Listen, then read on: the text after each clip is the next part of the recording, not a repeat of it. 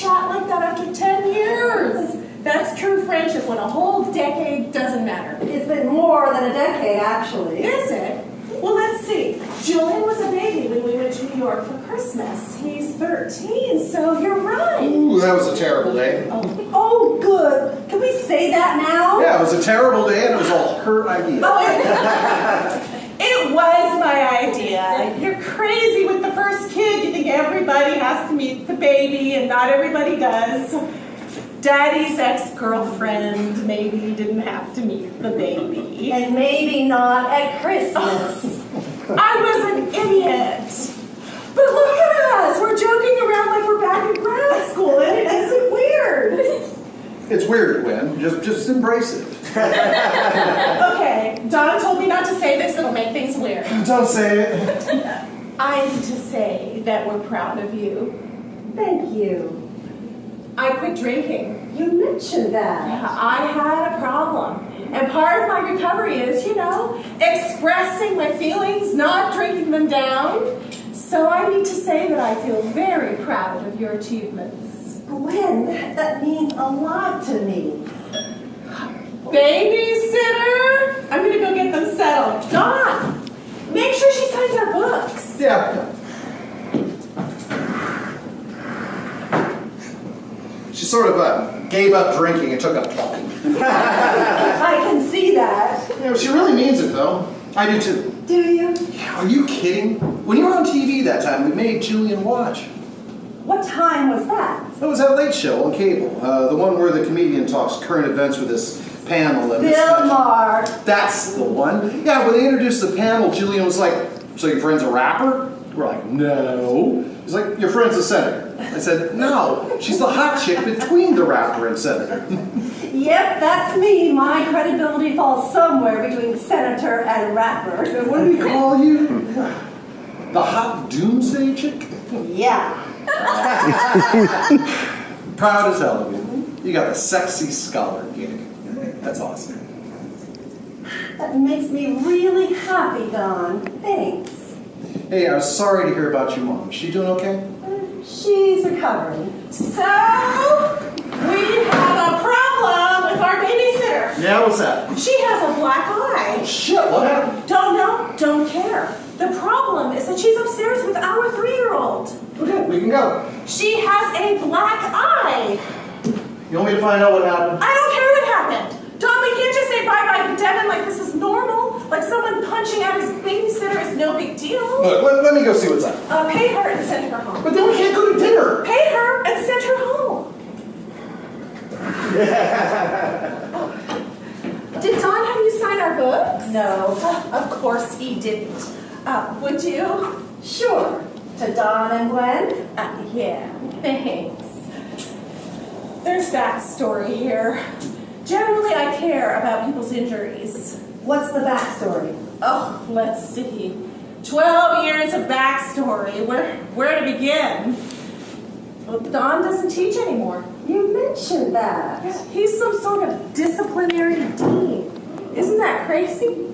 He deals with kids who are drinking and failing. I mean, it's Don. What does he know more than drinking and failing?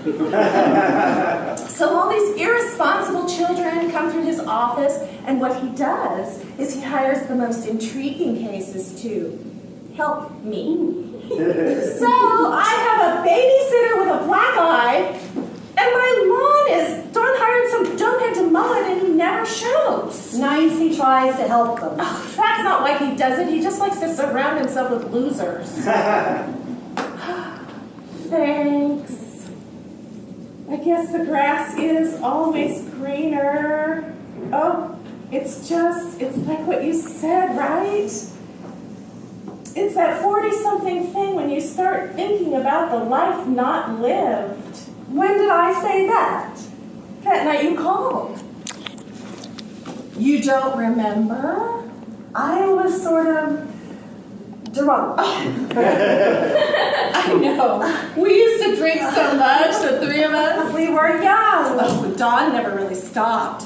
I guess you didn't either. I drink pretty modestly, but since my mom's heart attack, I've been hitting it kind of hard. What else did I say that night? Oh, You were hilarious. You just spat out all these needs like, I'm drunk and my mom is dying and I'm coming home and I need a job. She's not really dying, is she? She had a heart attack. Both her sisters had heart attacks and died within the year, so I feel like a clock just started ticking. Oh, no. Thank you for... I know you got Don to give me this teaching gig. Oh, please. He should get a promotion out of this. You're Miss New York, Ivy League famous. Well, it came together so fast. I just know you must have helped it along. Oh, yeah, because Don's so lazy and slow. Yeah, I helped. But that's what I do for him. I'm keeper of his to-do list. September's so far away. I wish I'd asked to teach summer school. Tell Don, and I'll put it on his list. If I put it on his list, it'll happen. So what else did I say that night? I'm not a blackout drunk. This is special circumstances. You know, my mom. Oh, I know. You said you didn't want to be angry at us anymore. You forgave us. That was generous of me. Is she gone? Oh, they're up there watching Bob the Builder. Why is she still here? Gwendolyn, I'm going to tell you something about our little guy. You might not like it. I know what you're going to say. Julian, our older son, is a very sensitive soul. Our little guy, Devin, is just not that way. Stop! The fact you don't want to face is that Devin hasn't even noticed the girl has a black eye. He hasn't said anything. No, he hasn't noticed. He's a narcissist. He's 3! And he's happy, and we have dinner reservations. What is going to become of him if we let him think his insensitivity is okay? What'll become? I don't know, all kinds of good things. He could become a billionaire CEO. He could become president. It's not funny. We can't all be empathic, Gwen. Nothing could ever get done. If we go to dinner, we are sending him a message that a girl with a black eye is no big deal. Oh, so you want to throw her out? You want to fire her? Yes. You want to teach him that battered women should be punished. He has a point. Oh, I said go ahead and pay her. Yeah, it just feels like kicking her when she's down. You know, her boyfriend's a dick. It was her boyfriend? No, he doesn't want to put her in harm's way. How would he do that? Oh, he's this rich kid from California. Thinks he's a filmmaker. So they're over in Roxborough filming people in line for lottery tickets. And look, I'll deal with him next week. Let's go to dinner. Someone needs to tell Devin that a girl with a black eye is a bad thing. Not me. Look, he's got a lifetime to learn about human cruelty. Let him have his fucking magic years. Okay, I'll talk to him.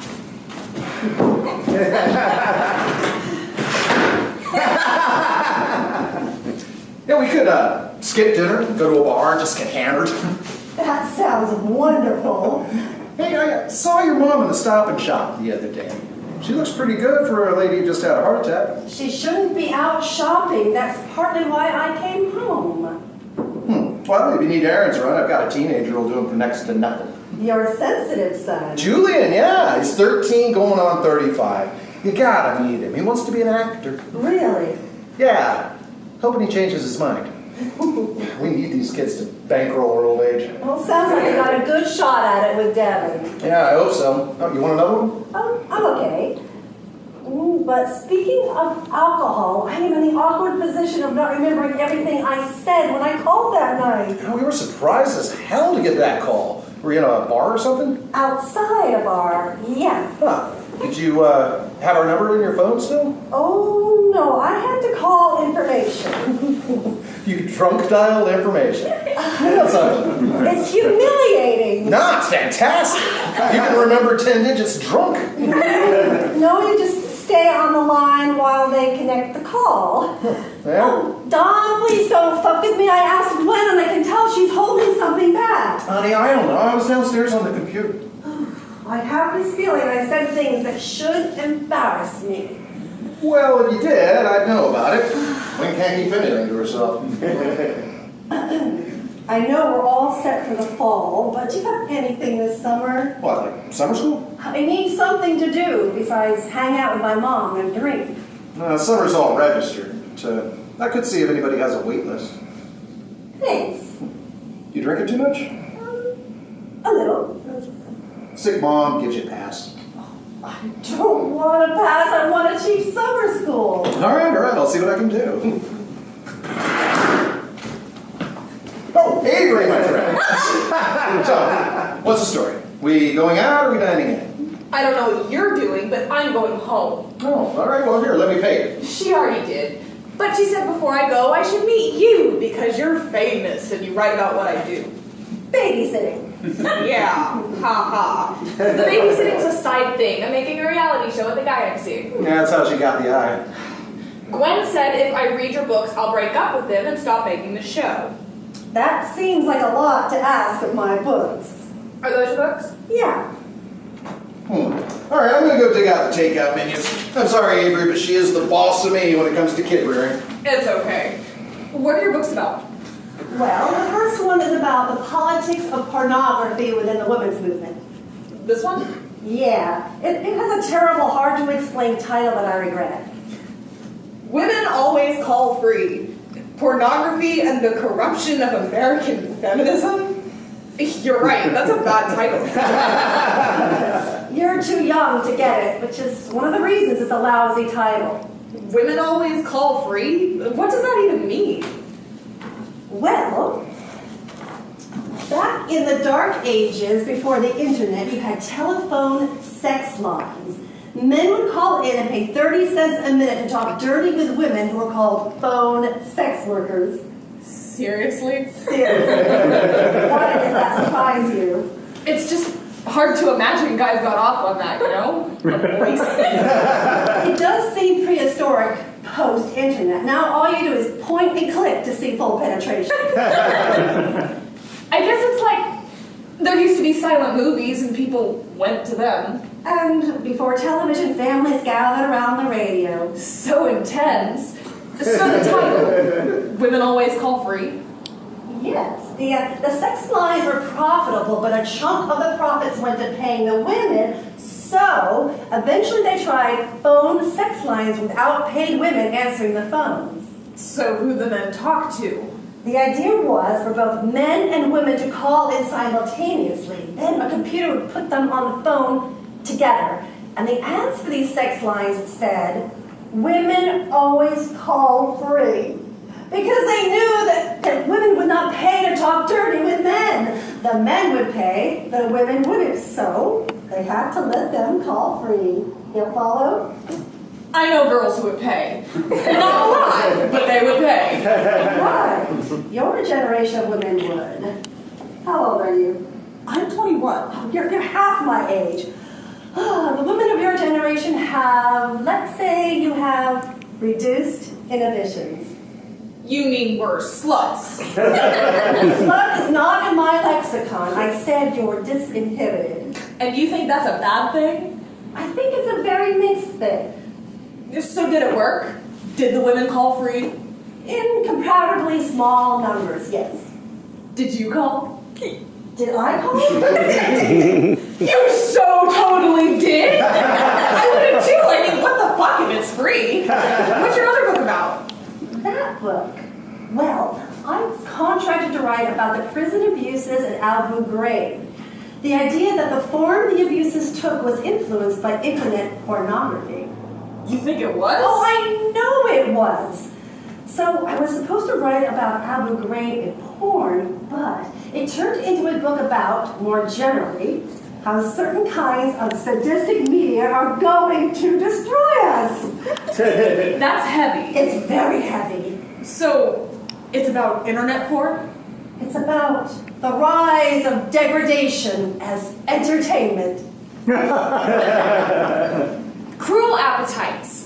Internet pornography, September 11th, and the rise of degradation as entertainment. Wow.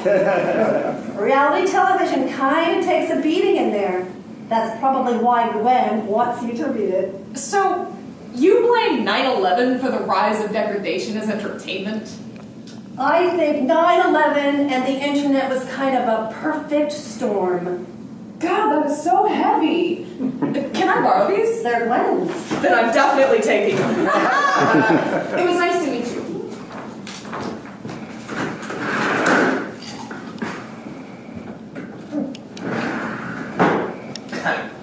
So she's up there forcing him to sit through Charlotte's wedding. If she's gonna teach him about violence, she may as well cover death, too.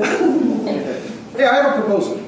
It involves you and me and whiskey. I'm in.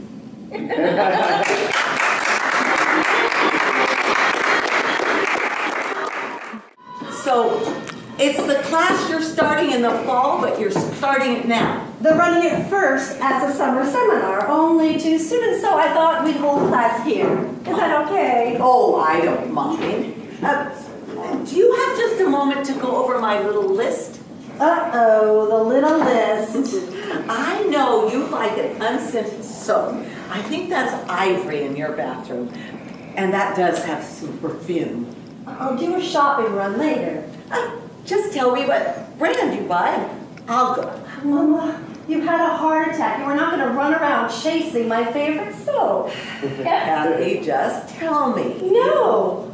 Well, I'm going out whether you like it or not. Because I know my coffee isn't hot enough for you. It isn't hot enough. Well, you don't make your own coffee in New York. You buy it at a cafe, and they have those big machines that make the coffee piping hot. I can't get it that hot in my little machine. It's summer, Mama. It doesn't have to be piping hot. But I can tell you don't like it. Now, I could buy a percolator. The coffee will be very hot, but that's because it boils a little. Not everyone likes that. I like you relaxing at home. That's what I like. And I like making you happy. At least wait until after class and let me drive you. I feel wonderful. If I'd known you were going to react this way, I shouldn't have told you what happened. How else did you think I'd react? Well, I didn't think you'd leave your job and run home to me. It's a sabbatical. I didn't quit. You know, I was fine when my mother died. I was very briefly sad. Then it was like a great burden had lifted. You know what they say. Your life begins when your mother dies. Who says that? It's horrible. Well, I heard it from my mother, but many people have said it. See? You were fine when your mother died because she said terrible things like that. You have to take care of yourself. I am not ready to live without you. You're over 40. Yes, but I didn't get married. So So you are my beloved. You are the person who cares about what soap and coffee I like. a husband wouldn't care about those things. Great. Thank you. There goes my fantasy of filling the void left when you go. Well, I'm not going anytime soon. Oh, why does Don take you out and leave his wife at home? I told you, they just fired their babysitter. Are you enjoying catching up? Yes, very much. He's married again! He was yours first, and she took him from you. He was not taken, he went. I went to London, he married my roommate. Well, he asked you to come home, and you said no. You agreed it was the right decision. You were young. I thought there would be other men, better men. So what are you suggesting? You look so happy when you go out with him. Stop! They have children! I'm just suggesting that you keep an open mind. I'm not planning on dying soon. But if you think a man would make that easier for you, well, it's not too soon to think about getting one. Oh, stop! I have to teach it. If you start talking like that, I'll cry. Let's have our drinks at 5 like we always do. We can include the students. Oh, good. I'll be like your servant. I'll poke my head in at 5 and take everyone's drink order. First, I'll get the door, though.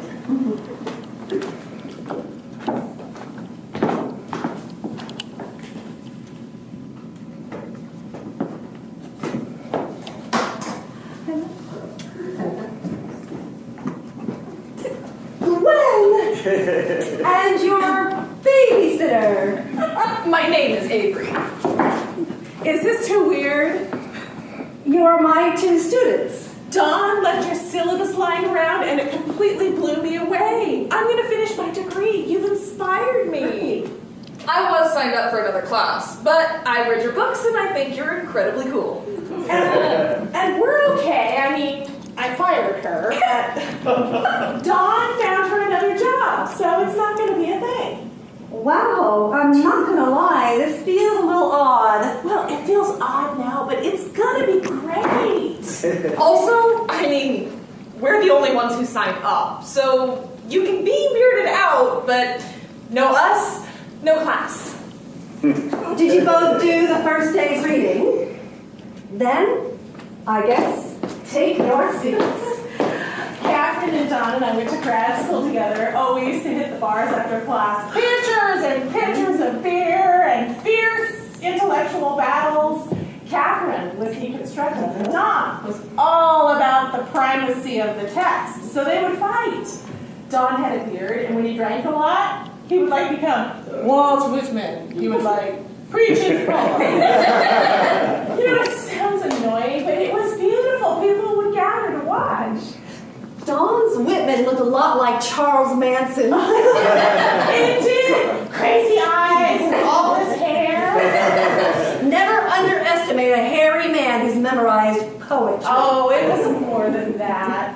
Dawn used to be a very inspiring teacher. It was a very rich time in our lives, and I sometimes really miss it.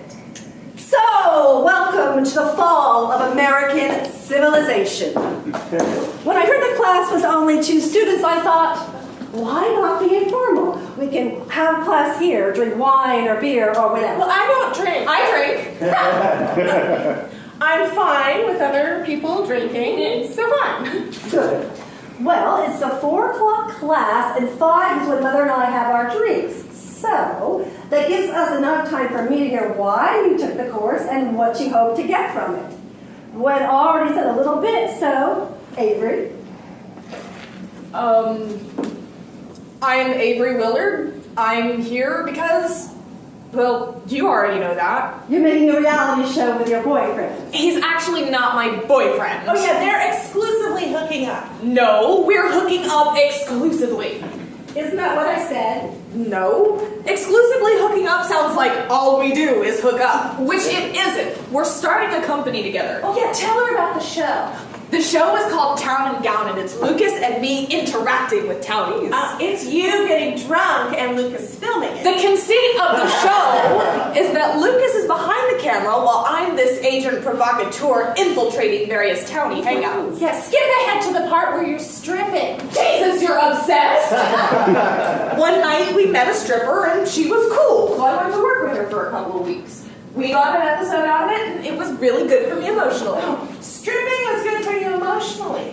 I made 10 times what you paid me to babysit, and it was good for my body image and my relationship with my parents. I'm not their bitch anymore. Avery, how exactly did you get punched? The lottery line in Roxborough. See, I asked the provocative questions because Lucas says blue-collar guys don't hit girls.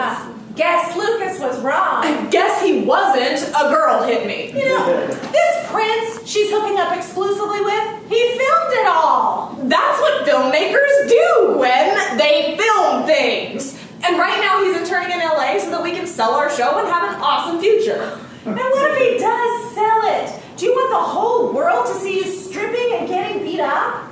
Gwen, you're gonna feel really stupid when this works out for me. Okay, well, we'll get into reality television towards the end of the course. We'll get into raunch feminism before that, which I think will also be relevant to you. What is raunch feminism? It's the belief that women can empower themselves by embracing sexual behaviors which carried a stigma for earlier generations. Things like stripping, sex without commitment, Well, I definitely agree that stuff's empowering, but I don't personally identify as a feminist. Exactly. Let's get to work. This course covers 6 units in 3 modules.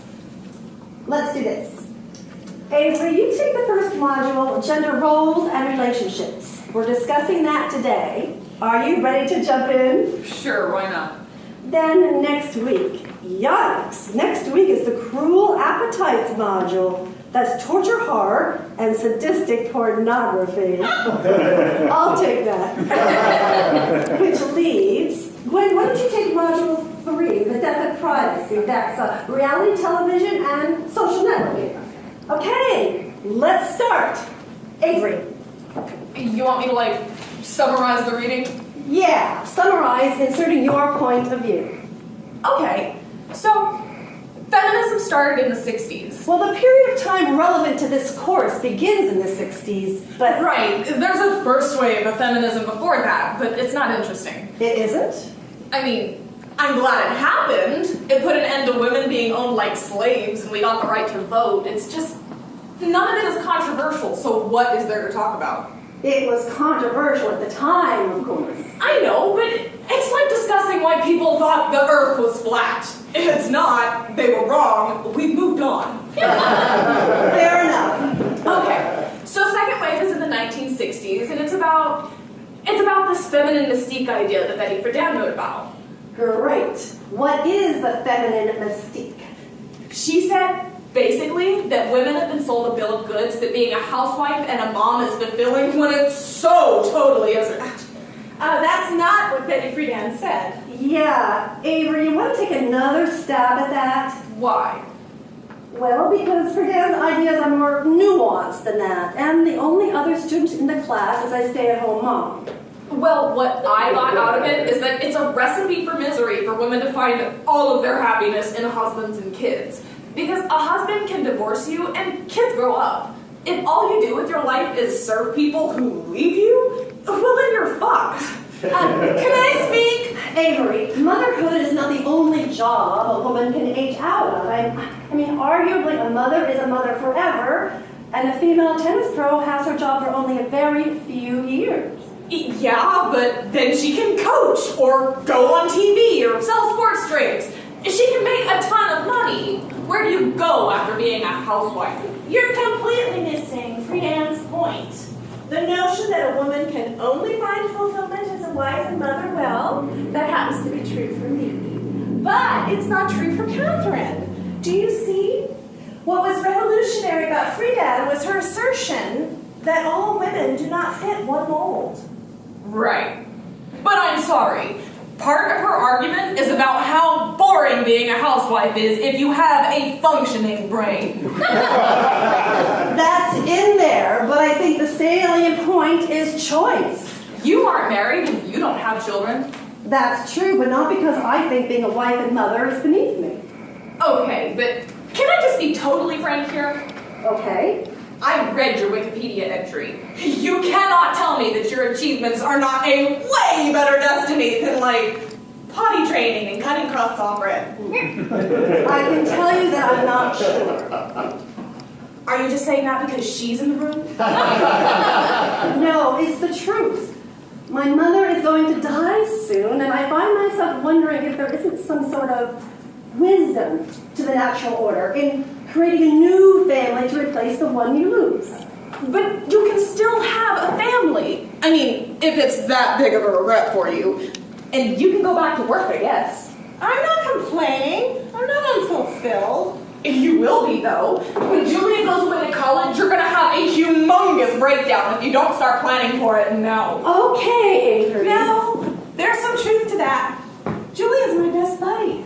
We go to New York once a month and see a show, and that's when I'm happiest. I don't know what my future looks like when he leaves home. You want me to tell you? Julian's gonna move away to New York and get a posse of gay friends who don't want his mom hanging around. That's what's gonna happen. I know. It's gonna be really hard. So, is the message that women are fucked either way? You either have a career and wind up lonely and sad, or you have a family and wind up lonely and sad. Maybe you have both, and and you wind up fulfilled. I don't know anyone who has that. I don't know if I want kids or not. I mean, I've thought about being a stay-at-home mom as like a fuck you to the system. How is being a stay-at-home mom a fuck you to the system? Well, for starters, it would kill my parents. I've had like $1 million worth of education. If I wind up in mommy and me class after all that, their fucking heads will explode. Do not have a child to rebel against your parents. I know what I'm doing. I'm gonna do the career thing first, and if I decide I want kids later, I can hire someone to take care of them. If you choose the right career and the right husband, you can afford to outsource the homemaker shit. You think you can outsource homemaking? Yeah, I do. I don't think you can. I know I'm supposed to be impartial because I'm the teacher, but I don't think you can. If you have enough money, you can. I think you can hire someone to clean your home, cook your food, and babysit your kids. But I don't think you can pay someone to create a home for you. Sure you can. It's called a decorator. Let me phrase this differently. I think a woman, a person, has a finite amount of energy and creativity. And if that all goes into their work, then I hired a decorator and a cleaning woman, and my apartment looks like a fancy hotel now. It's cold. You can't outsource nesting. I think you can. It sounds like you just weren't communicating with your decorator. The point is, you can hire people to do your home, but you can't hire people to do your career. Okay, let's agree that Betty Friedan was not about rejecting domesticity. She was about giving women a choice. Okay, sacrifice feminism was about giving women equality with men. Equal opportunities, equal wages, but it was also about sex. There were hippies, and they taught women it was okay to look at their vaginas. And we got the birth control pill and legalized abortion. So you recognize that these are all major gains. Oh yeah. So until like 1980, all of the feminists were on the same page. Then some of them started freaking out over pornography, and the women's movement splits over this. What do you think about that split? I think you can't be a feminist and be anti-porn. Really?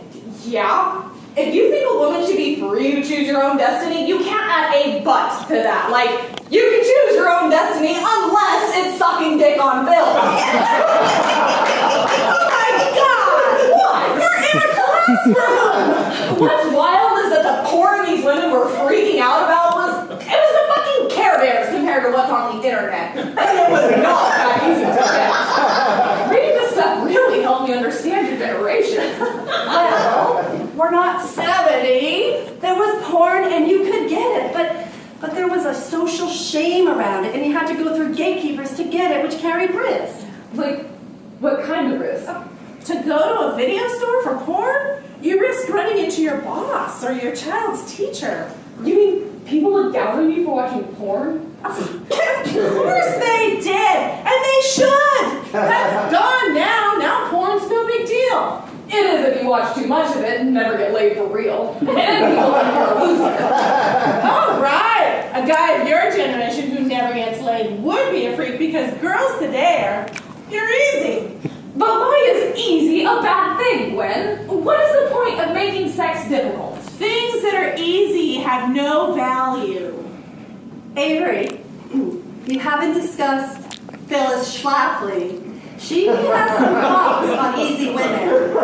I had to stop reading her. She pissed me off. She offends a lot of people. She is a woman in opposition to the women's movement. Then why would you teach her? Because you should hear both sides of the major issues. And I think she has some valid points. I do too. So, where did you stop reading? I highlighted the worst part. She was talking about the sad fate of the single career woman. Okay, here. Schlafly said the destiny of the liberated woman was a cold, lonely apartment whose silence is broken only by the occasional visits of men who size her up as an easy mark for sexual favors for which they will never have to pay nor assume responsibility. Which part of that do you object to? All of it? Why does she call it a sexual favor? She makes it sound like women don't like sex too. Is it too early for the martinis? Not at all. I don't drink anymore, but I can make drinks. I've already made them. Will you help me with the tray, sweetie? And I make a Shirley Temple for Gwen.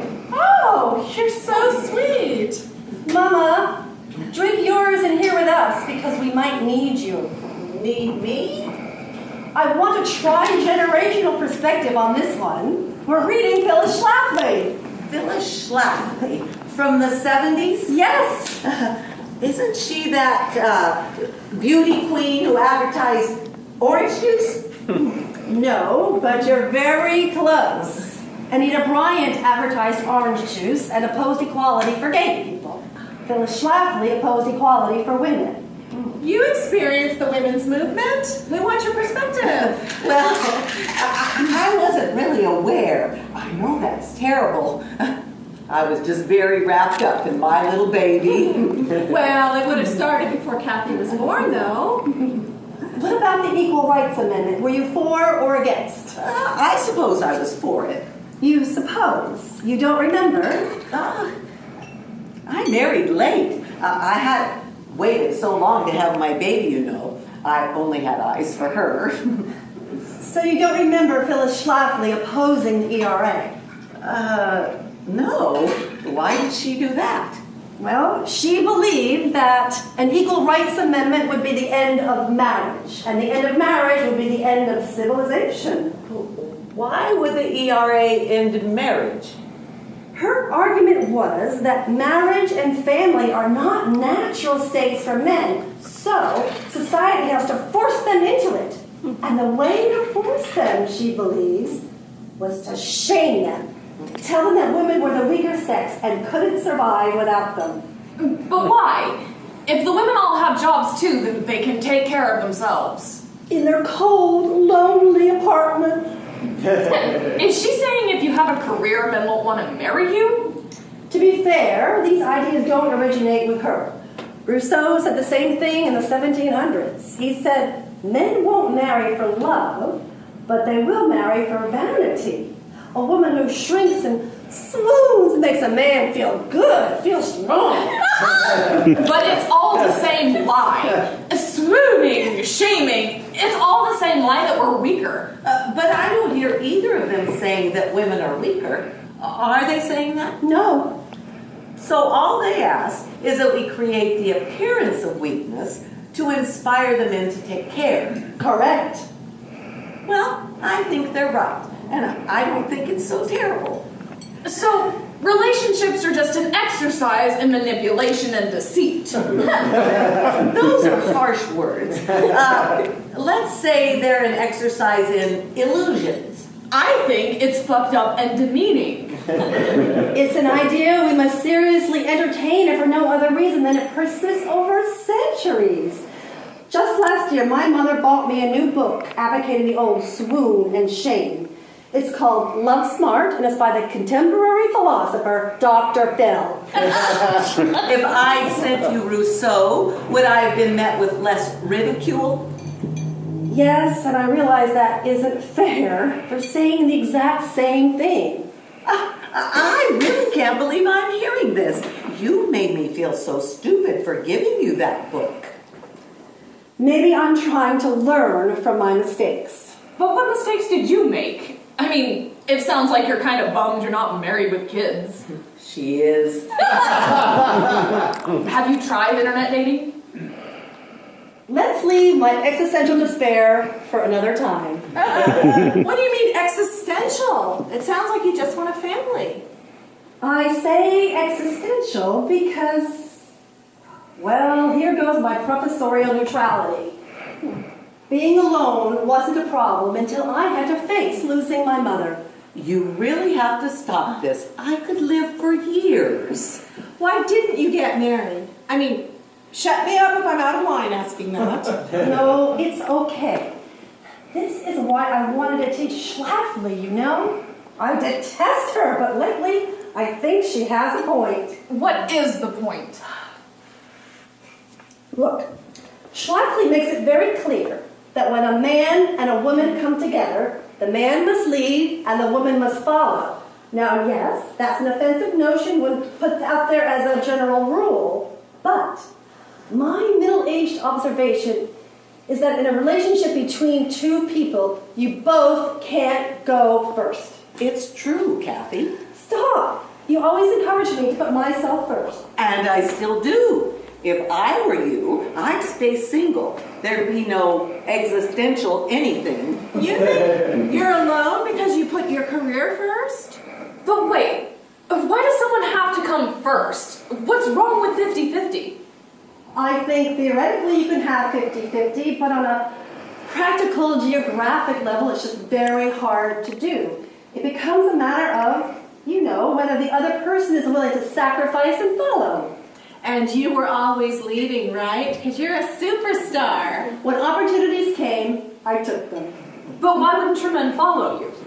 Well, it puts us back to Schlafly and Rousseau and Phil. Maybe men aren't hardwired to follow women. My mother's second husband is. There are men that will follow you around. I'm just personally not attracted to them. Why is that, do you think? I want my guy to have a thing he's fired up about, like politics or movies or saving the planet. I want him to have a thing. I do not want to be that thing. You get it? All right. Let's say your man has a passionate interest that isn't you. That's ideal. Let's say it's oceanography, and you get a fabulous job in a landlocked state. Let's say Kansas. It is not a fabulous job if it's in Kansas. Chicago, then. So you can't both have what you want. Let's say he's willing to put his oceanography on hold while you take this job. If he's willing to give it up that easily, then he didn't care enough about it. My point is, someone has to sacrifice. Feminism asserted quite rightly that women have the right to the same opportunities as men. What feminism has arguably left unfinished is how two empowered people are supposed to negotiate all this fantastic equality. Why must we think of male sacrifice as unmanly? It's not like there aren't models for it. There's Jesus. No worthwhile man wants to depend on a woman. I'm sorry. That is what I think. So when a woman follows a man, she's supportive. When a man follows a woman, he's a user. It's how I was raised, Kathy. It just doesn't seem natural to me. Let's not romanticize sacrifice too much. I mean, leave Jesus out of it. He was Jesus and he could rise again. For most of us, there's no rising again after you sacrifice. Do you think you sacrificed your career and now you're dead? No. I wasn't a passionate academic like Kathy and Dawn. It's not like I killed my soul by dropping out. I dropped out of the program, They finished, I didn't. So if your soul's okay, then what's your problem? I didn't say I had a problem, Avery. I just don't think we should romanticize economic dependence. I can't teach with just an undergrad degree. I couldn't support my kids if I had to. Or if I wanted to. Do you want to? I don't think it's appropriate for me to say more. Oh, it's appropriate. Do you want another Shirley? Sure. You don't have to bare your soul just because I did. We can move on. I was your babysitter, I kind of know how your marriage works. I was a huge drunk when I met Don. Don was Catherine's boyfriend, and I stole him. Nice! I know! Don is always disputing that I had an alcohol problem, but look at what I did. You wish you'd had a family. I wish I'd finished school. We have no money. We live this lie in our nice house. You can be poor when your kids are little. They don't need much. It's when they get older. We're barely managing Julian's private school tuition, and if we try and do it for Devin, it'll break us. And the public schools here are bad. The plan was for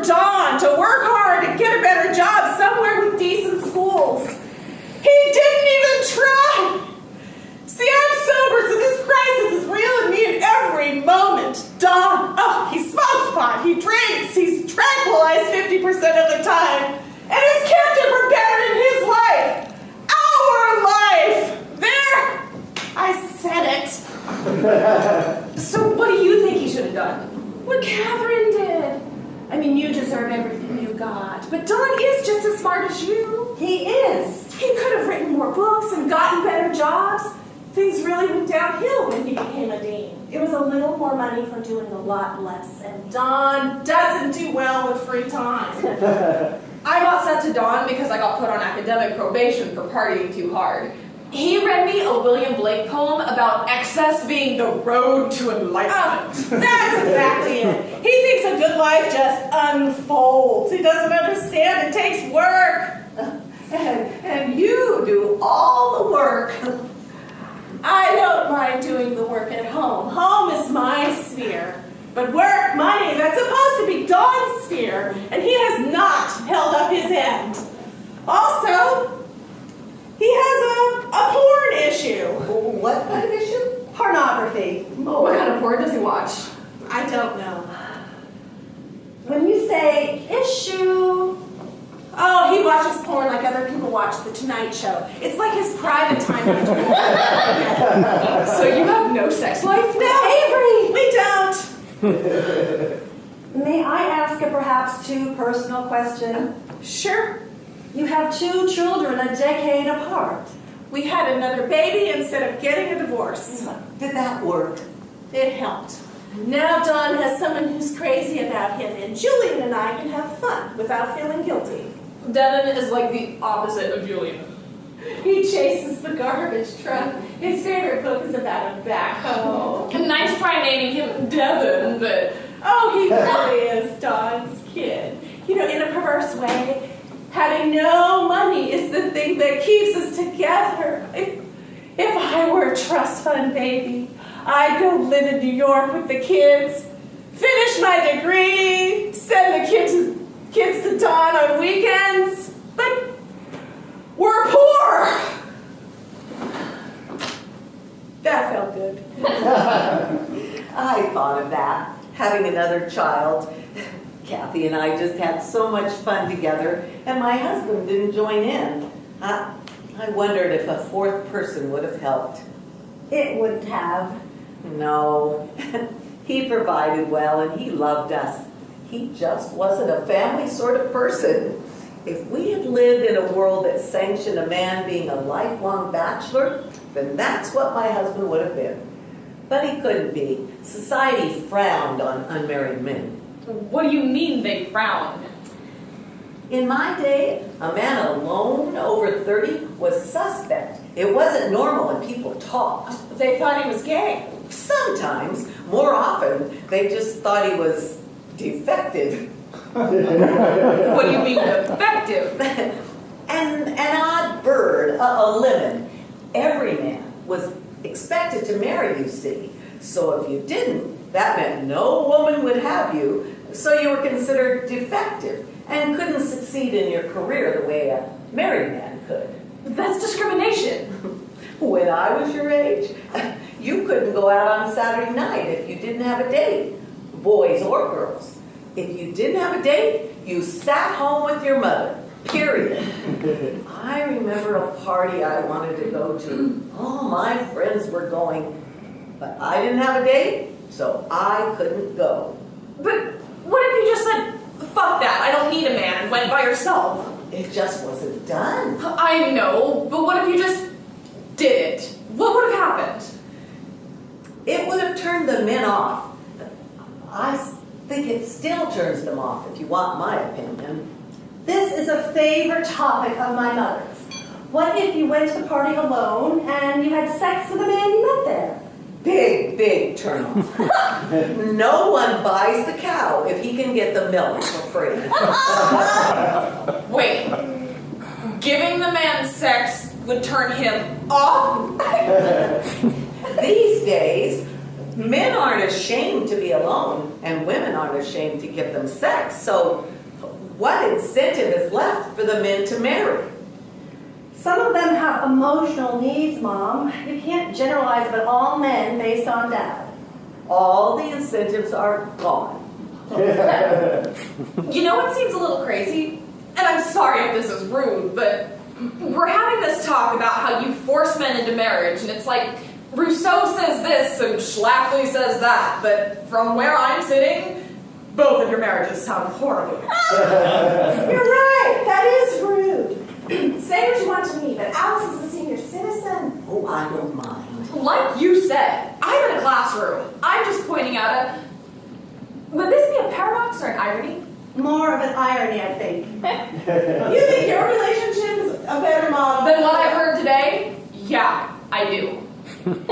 Well, I've learned a lot today, and not that I'm not enjoying this yah-yah sisterhood we have happening, but I have to get to work. The class isn't over. Not enough notice to get a sub. It won't happen again. If you're working for Professor Barron, That didn't pan out. I'm waitressing. someplace decent. Not really. I'll see you Wednesday. And that is what happens when a straight-A pre-med student discovers beer and boys. Don says the late bloomers fall the hardest. So, next class, sadism. Oh, I'm having such a good time, and I knew I would. You're wonderful, Kathy. You really are.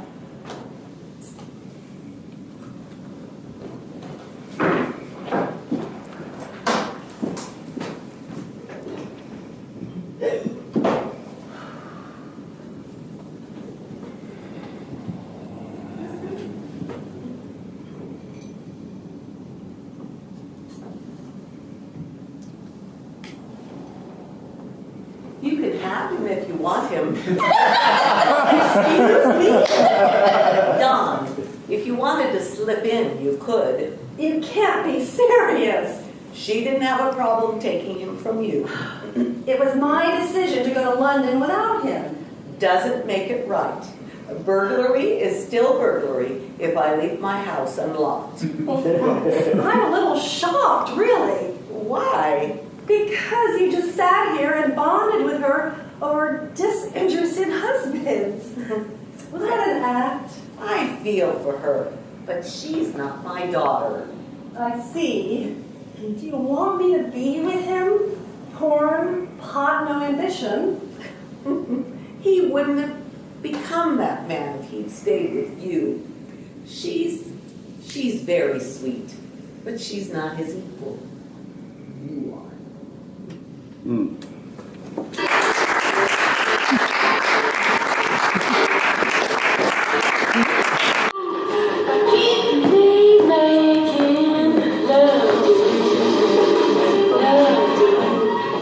So, Gwen tells me she had a spasm of honesty over here today.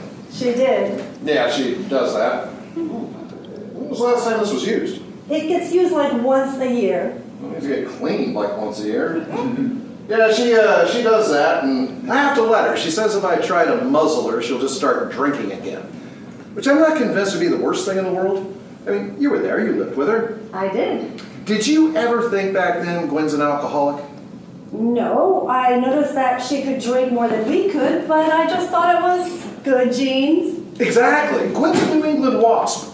Functional alcoholism, it's her cultural inheritance. Yeah, and the wasp way of life. It's tried and true. Hey, everybody stays married. The way of life being alcoholism. Functional alcoholism. See, they work all day, hate their lives, come home, drink martinis for 4 hours, and just pass out. You see the wisdom in that setup? Sounds like the couple is never interacting sober. Exactly. It's perfect.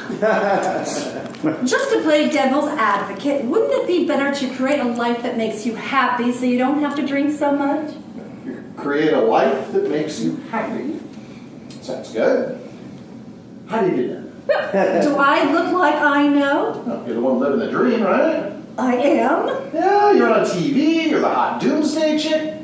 Wait, how did we get onto this? Gwen's spasm of honesty. Oh, right. So I told her, I said, look, if you're going to go over there and you're going to tell them that I'm a pothead, a porn addict, debtor, failure, I got to be able to defend myself. That's fair. So, pornography. pornography.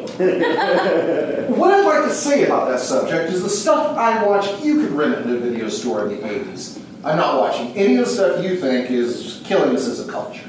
That's good, though I probably wouldn't judge you if you were. Oh, yeah? Well, are you paying for it? I don't know. Do you know how much you can see for free?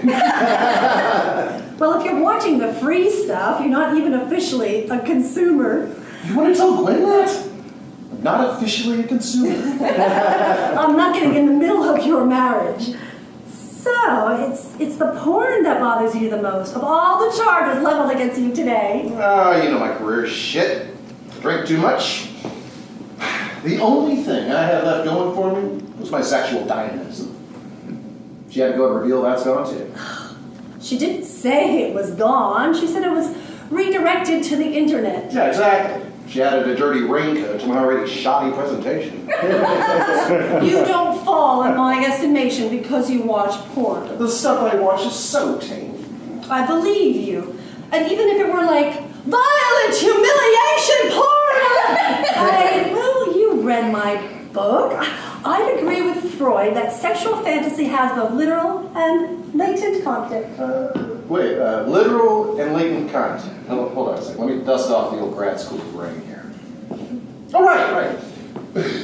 What you're suggesting is that sometimes horny sluts aren't horny sluts. They're symbols. You gonna mock me? Of course I am. I'll give you an example. Women who have rape fantasies. The women don't really want to be raped. The rape is not a rape. Right, that would be your literal content. Rape fantasies aren't about rape at all. They're fantasies of sex without responsibility. Interesting. You think that? No, Nancy Friday wrote about it in the 1980s. You take your first generation post-women's movement, ask them their fantasies. This stuff is all in my books. You didn't read it, did you? I'm an asshole. Wow. Did you read my other book? Well, No, I didn't. Wow. It hurts my feelings you didn't read my books. It's kind of devastating, actually. Yeah, well, imagine how I feel. Humiliated. Can I ask why you didn't read them? Oh, come on. You know me. I'm not a theory guy. You're not a theory guy? Are you kidding me? Look, I appreciate you trying to elevate my porn habit with your Freud and your Nancy Friday, but, at the end of the day, I think it's just porn.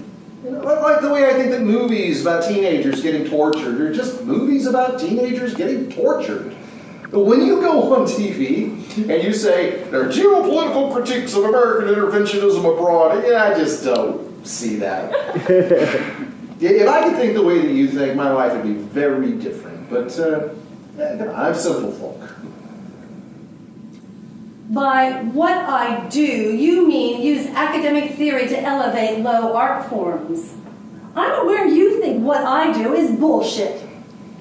I do think it's bullshit. But I've always thought that. That's what made us tick back when we ticked. Just haven't done so well without that friction, I guess. I don't know. The look in your eyes when you're discrediting my ideas? That's the most alive you've looked since I've been here. Oh, yeah? What happened? What do you mean? You don't teach anymore. Yeah, well, Dean pays better. But your passion was teaching. You know this business. What do you mean? Hey, come on. Coming out of school, I didn't get the gigs you got. You got the job at Hamden. Yeah, I was just adjuncting at Hamden, made about $15,000 a year with a wife and a kid. You couldn't find a full-time position. Well, I got one eventually. At a technical college. How was that grim? Sweatshop workload, math geeks that didn't like to read. I got promoted to dean there. So put me on the dean track. Got me this gig. It's a better school, more money. It's in your mother's backyard, which was weird, but it's a good deal. It's a fourth-rate liberal arts college. But the kids are nice. They know where they stand. You were in a tough position coming out of school. Yeah. I was a white guy, wanted to teach other white guys, your Whitman and your Melville. You had a soft spot for Emily Dickinson. You know, still do. The point is, 1,000 other guys wanted to teach American Lit. How many hot females are writing about porn and torture? I had a more unique presentation, that's absolutely true. You played the game. I didn't. I told you 15 years ago you should write your anti-theory manifesto. Yeah, it's been done. Not by you. I guess. I just think you should be teaching. Back in school, whenever the undergrads rated their I'll TAs, beat your ass every time. you have a gift. Look, it's not a tragedy.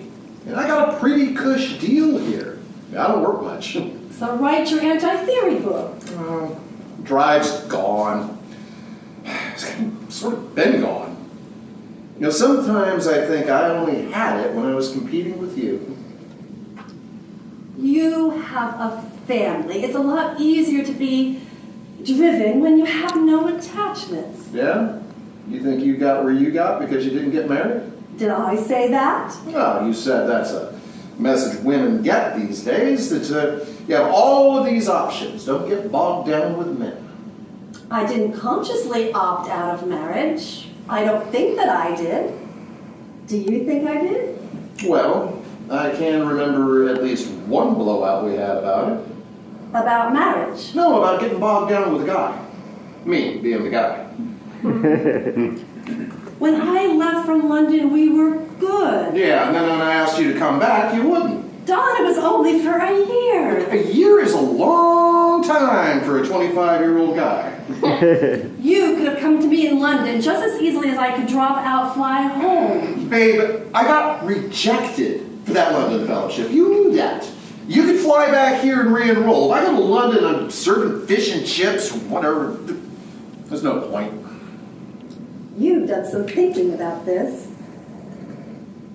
Oh, yeah? So you? I mean, your life goes to hell. And I'm the guy you call. After however the fuck many years. So now that we've established Gwen can't keep a secret, what did I say when I called that night? Well, you said you had a bar pickup go bad. You had to get out of New York. Oh, this was right after Mom's heart attack. I was on like a vodka IV. So? What happened? I picked up a guy in a bar and I woke up like the next day. It's better than not waking up. I think I was unconscious. I think he choked me. Oh, whoa. Yeah, I don't think you told Gwen that part. I can't believe I just told you that. Well, did you call the police? And said what? Well, I don't know. Someone tried to choke me to death? No. I think I asked him to do it. Oh. I mean, I don't know that I did, but I think, Oh, you got your literal and your latent all mixed up. I can't believe I just told you that. Well, yeah. At least your sexual depravity has a little cachet to it. It does? Oh, yeah. Picking up a guy in a bar? That's retro. It's cute. Why is it retro? Oh, come on. You're supposed to do that stuff on Craigslist these days. You're only looking for Mr. Goodbar like it's 1975. I think it's adorable. You know, it's my shit. You know, I'm jerking off to the computer while the family's watching Toy Story. That's Paul. Still think I'm living the dream? It's all messy. You know, the sex thing. If you don't turn it off after you hit 40, it's gonna get messy. Well, this didn't go as planned. You know, I came over here to minimize the damage. Why do you care what I think about you at this point? Come on, I'm a guy. I got caveman wiring. What does that mean? The girl is supposed to cook the big game after I catch it. She's not supposed to catch the big bison instead of me. You think I caught the big bison? You did. And Gwen knows I've got my stupid caveman thing about seeing you again on unequal footing. She could have kept her mouth shut for once. And here, I've been feeling on unequal footing with you because I have no family. Well, family's easier to get than a career like yours. I don't know that that's true. Yeah? Did you ever want one?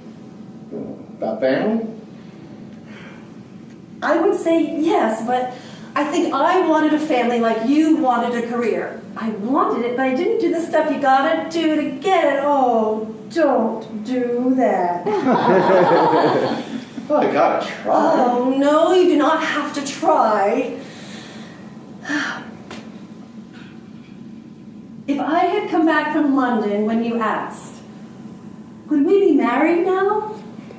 If I'm honest? Nah. You work harder, you're a couple of IQ points smarter. I would not have stuck around for that. I think that's very sad. It is. I was at my best when I was with you. Oh, look at me. You know, I wouldn't blow it now, you know. I would suck it up. I'd do whatever I had to do. Go to therapy, anything to be your number two. God, I am sorry. I didn't have this groping towards wisdom back when we could have used it. I'm sorry. Don't do that. We can't just... Don, stop. It's too late. Wait, do you mean that? Or is that just a little monologue you have to perform so that this isn't your fault? The second thing...